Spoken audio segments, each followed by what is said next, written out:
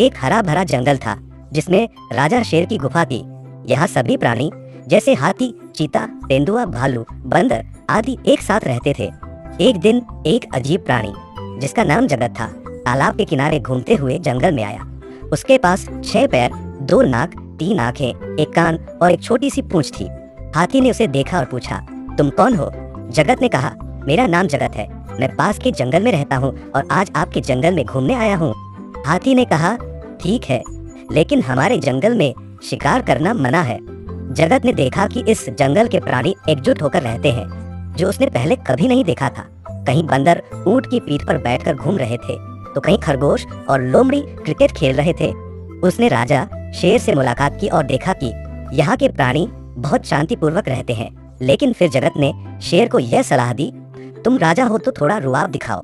शेर के मन में यह बात बैठ गई और उसने बगैर कारण गधा और घोड़ा तंग करना शुरू कर दिया। इसके बाद जंगल के प्राणी भी असंतुष्ट हो गए।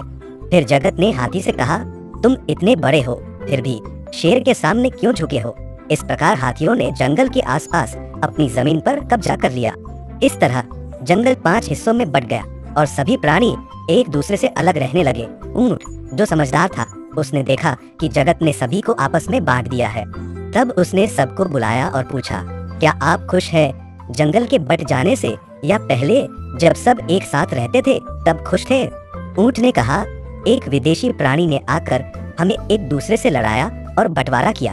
अब अगर हम एकजुट होकर रहें तो हमारा जंगल फिर से स्वर्ग जैसा बन सकता है। सभी ने ऊंट की बात मानी और एकजुट रहने का वचन लिया। अब वे सब शांति से रहने लगे और जंगल फिर से हरा भरा और शांतिपूर्ण हो गया।